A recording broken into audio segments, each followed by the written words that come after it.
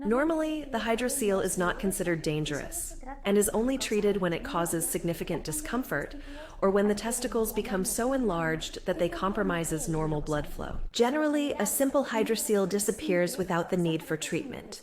However, there are cases where the hydrocele needs to be addressed. The two procedures that are currently used to eliminate a hydrocele are the hydrocelectomy and the scrotal aspiration.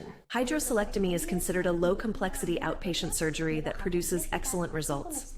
The only issue is that it requires the use of either general or epidural anesthesia. In broad terms, a hydrocelectomy typically involves making a small incision either in the scrotum or in the lower abdomen. Through this incision, the excess fluid is removed, and part of the tissue is eliminated to prevent it from filling up with fluid again. The complications that may arise from operating on a hydrocele using the hydrocelectomy technique are as follows: blood clots, infection, and injury to the scrotal tissue or structures. The duration of a hydrocelectomy is usually around 30 minutes, and after the surgical procedure, the patient can return home the same day as the surgical procedure. Once at home, the patient can apply ice to the affected area to help reduce swelling and take painkillers if these are advised by the specialist. The other treatment option for a hydrocele is to remove the fluid from the scrotum with a needle, known as scrotal aspiration. This aspiration is frequently associated with a sclerotherapy treatment that consists of injecting medications that cause hardening or thickening to effectively close the opening. The benefit of using this technique is that it helps prevent the subsequent accumulation of fluid.